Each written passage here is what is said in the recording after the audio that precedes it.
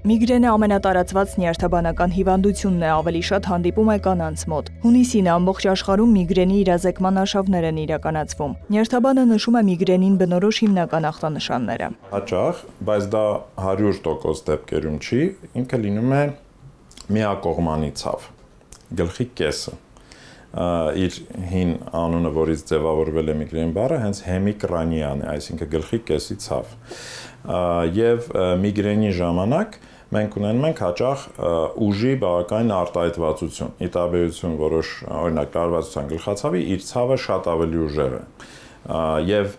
հունից հանող է։ Միգրենը հաճախ ուղեկցվում է նաև սրտխառնոցով։ Ցավի ֆոնին մարդը դժվար է աշխատում, խուսափում է լույսից, աղմուկից, քանի որ դրանք ուժեղացնում են գլխացավը։ Լինում է նաև միգրեն գլխի երկկողմանի ցավով։ Ցավի ժամանակ, եթե մարդ ուզում է ինչ-որ ֆիզիկական գործողություն անել, օրինակ մի տեղից մյուսը տեղափոխվել, բարձրանալ մի հարկից մյուսը եւ այլն, այդ ֆիզիկական լարվածությունը, գործողությունը արդեն իսկ գլխացավը ուժեղացնում է ել ավելի։ Մենք հնարավորություն ունենք ոչ թե միգրենից լրիվ ազատվելու, դա այդքան էլ իրատեսական չէ, այլ մեղմացնելու սիմպտոմները կամ հաճախականությունը նոպաների ամսվա ընթացքում, դրա համար կա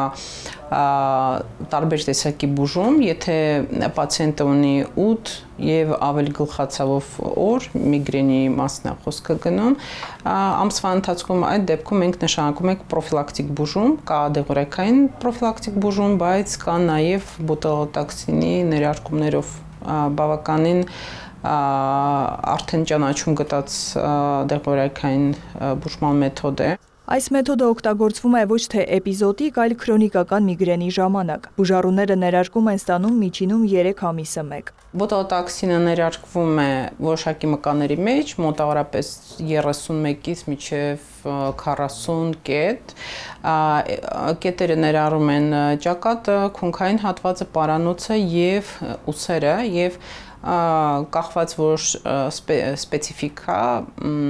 տեսակներից միգրենի այդ սխեման կարող է տարբերվել, կան արդեն մշակված հայտնի կենտրոնների գիտնականների կողմից մշակված սխեմաներ, որոնք օգտագործվում են, պետք է օգտագործվեն։ Դասական միգրենի դեպքում ցանկալի է հնարավորինս շուտ դեղ խմել։ Հենց զգում են, որ այդ ցավի նոպան է, որը հենց իրենց այդ տանջող միգրենն է, ցանկալի է հնարավորինս շուտ խմել եւ բավարար քանակի ջրով։ Դա էլ շատ հաճախ